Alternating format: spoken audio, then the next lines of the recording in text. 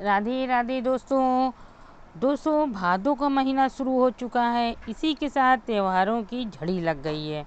बुधवार को श्री गणेश चतुर्थी के बाद आज पूरे देश में ऋषि पंचमी व्रत किया जा रहा है। आपको बता दें, लेकिन इसके बाद आने वाला संतान की दीर्घायु के लिए खास माने जाने वाले व्रत संतान सप्तमी आ रही है। ये संतान सप्तमी कब मनाई जाएगी, इसमें कन्फ्यूज़न है। और आज हम आपको संतान सप्तमी में क्या सामान लगता है वो बताएंगे और उसकी कथा सुनाएंगे, और ये भी बताएंगे कि इस त्यौहार को कब मनाया जाएगा। तो दोस्तों पूरी वीडियो देखिएगा, स्किप मत कीजिएगा। वीडियो अच्छी लगे तो लाइक्स और शेयर ज़रूर से कीजिएगा। चैनल को सब्सक्राइब ना किया हो तो चैनल को सब्सक्राइब कीजिएगा। चलिए आपको सुनाते हैं कि इस संतान सप्तमी की पूजा की क्या क्या सामग्री है। शिव जी की परिवार की प्रतिमा अवश्य होनी चाहिए, चाहे वो फोटो के रूप में हो चाहे ये मिट्टी के रूप में हो। इसके अलावा लकड़ी की एक चौकी होनी चाहिए, कलश होना चाहिए, अक्षत, रोली, मौली, केले का पत्ता, श्वेत वस्त्र, फल, फूल, आम का पल्लव, भोग लगाने के लिए साथ साथ पुआ और मीठी पूड़ी, कपूर, लौंग, सुपारी, सुहाग का सामान और चांदी का कड़ा या रेशम का धागा अवश्य रूप में इसमें शामिल होना चाहिए। बहुत जगह पंचामृत भी बनता है तो उसको भी बनाना चाहिए। ब्रह्म मुहूर्त में उठकर स्नान करके स्वच्छ कपड़े पहने। इसके बाद शिव जी व विष्णु जी की पूजा करें। इसके पश्चात संतान सप्तमी व्रत तथा पूजन का संकल्प लें। निराहार रहते हुए शुद्धता से पूजन का सामान तैयार करें। इस पूजन में गुड़ से बने 7 पुआ और पंचामृत, बहुत सी जगह खीर भी बनती है, जो आपके यहाँ बनती है वो बनाएं। फिर गंगा जल से छिड़क कर पूजन स्थल को शुद्ध कर लें। इसके बाद लकड़ी का पाटा या चौकी पर लाल वस्त्र बिछाएं, जिस पर शिव पार्वती परिवार की प्रतिमा या चित्र का स्थापित करें। इसके सामने कलश की स्थापना करें। कलश में जल, सुपारी, अक्षत, 1 रुपये का सिक्का और कुछ मीठा बतासा वगैरह हो डालकर उस पर आम का पल्लव लगाएं, जिसके ऊपर एक प्लेट में चावल रखकर एक दीपक उसके ऊपर जला दें। फिर भगवान को चढ़ाने वाले आटे और गुड़ के साथ साथ पुए, जिसे महाप्रसाद कहते हैं, इन्हें केले के पत्ते में बांधकर वहीं पर रख दें।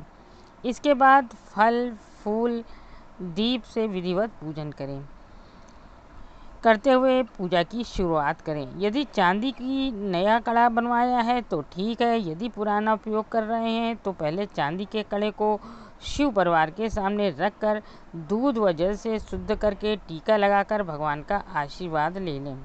इसके बाद चांदी के कड़े को अपने दाहिने हाथ में पहने। इसके बाद संतान सप्तमी की व्रत कथा सुने। बहुत से लोग चांदी के कड़े को पंचामृत में स्नान कराने के बाद शुद्ध पानी से धोकर हाथ में पहनते हैं। जैसा होता हो आपके घर के नियम हो वो उस तरह से आप कीजिए। पूजन के साथ व्रत कथा सुनने के बाद पूजा के लिए बनाए गए 7 पुओं को भगवान को चढ़ाएं। उसमें से 7 पुए ब्राह्मण को दें। इसके बाद 7 पुए स्वयं प्रसाद के रूप में ग्रहण करें। इस भोग के साथ ही अपना व्रत तोड़ें। चलिए हम सुनाते हैं संतान सप्तमी व्रत की कथा। कथा के अनुसार प्राचीन काल में नहुस अयोध्यापुरी का एक प्रतापी राजा था। उस राजा की पत्नी का नाम चंद्रमुखी था। उसके राज में ही विष्णु दत्त नामक एक ब्राह्मण रहा करता था, जिसकी पत्नी का नाम रूपवती था। रानी चंद्रमुखी और रूपवती में बहुत गहरा प्रेम था। एक दिन वे दोनों सरयू में स्नान करने गईं, जहाँ दूसरी स्त्रियां भी स्नान कर रही थीं। उन स्त्रियों द्वारा वहीं पर पार्वती शिव की प्रतिमा बनाकर विधिपूर्वक उनका पूजन किया। जब रानी चंद्रमुखी और रूपवती ने उन स्त्रियों से पूजन का नाम तथा विधि के बारे में पूछा, तब एक स्त्री ने बताया कि वह संतान देने वाला व्रत है।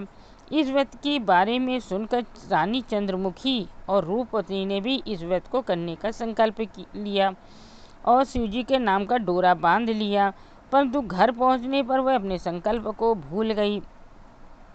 जिसके कारण मृत्यु के बाद रानी वानरी और ब्राह्मणी मुर्गी की योनि में पैदा हुई। कालांतर में दोनों पशु योनि छोड़कर दोबारा मनुष्य योनि में आई। चंद्रमुखी मथुरा के राजा पृथ्वीनाथ की रानी बनी गई और रूपवती ने फिर एक ब्राह्मण के घर में जन्म लिया। इस जन्म में ईश्वरी नाम से रानी और भूषणा नाम से ब्राह्मणी जानी जाती थी। भूषणा का विवाह राजपुरोहित अग्निमुखी के साथ हुआ। उन दोनों में इस जन्म में भी बहुत प्रेम हो गया। पूर्व जन्म में व्रत भूलने की वजह से इस जन्म में भी रानी की कोई संतान नहीं हुई, जबकि व्रत को भूषणा ने अभी भी याद रखा हुआ था, जिसके कारण भूषणा ने सुंदर और स्वस्थ 8 पुत्रों को ने जन्म दिया। संतान नहीं होने से दुखी रानी ईश्वरी ने से एक दिन भूषणा मिलने के लिए गई। इस पर रानी के मन में भूषणा को लेकर ईर्ष्या पैदा हो गई और उसने भूषणा बच्चों को मारने का प्रयास किया, परंतु वह बालकों का बाल भी बांका न कर पाई। इस पर उसने भूषणा को बुलाकर सारी बात बताई और फिर माफ़ी मांगी और उससे पूछा कि आखिर तुम्हारे बच्चे मरे क्यों नहीं। भूषणा ने उस पूर्व जन्म की बात याद करवाई और साथ ही ये भी कहा, उसी व्रत के प्रभाव से मेरे पुत्रों का आप चाहकर भी मान न सकी। भूषणा के मुख से सारी बात जानने के बाद ईश्वरी ने भी संतान सुख देने वाला ये व्रत पूर्वक किया।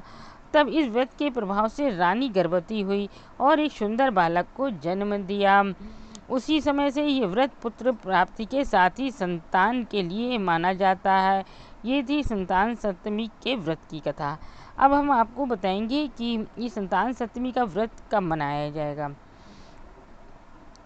संतान सप्तमी के व्रत की तारीख में बड़ा कन्फ्यूज़न है।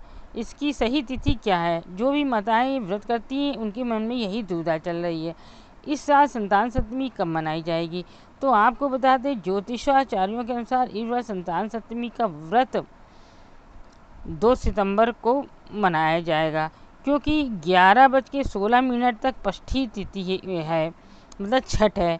इसके बाद सप्तमी तिथि लग जाएगी। ये त्यौहार 12 बजे के आसपास मनाया जाता है, इसलिए ये संतान सप्तमी शुक्रवार को भी मनाई जाएगी और बहुत से लोग तो शनिवार को मनाएंगे, क्योंकि पूरी सप्तमी तिथि शनिवार को है। तो ये दोनों दिन मनाई जाएगी, शुक्रवार और शनिवार को। आप अपनी सुविधानुसार जिस दिन मनाएं उस दिन मनाएं। चलिए, ये थी संतान सप्तमी की सामग्री, व्रत कथा और संतान सप्तमी कब मनाई जाएगी। वीडियो अच्छी लगे तो लाइक और शेयर कीजिएगा। चलिए, अगली वीडियो मिलते हैं। राधे राधे।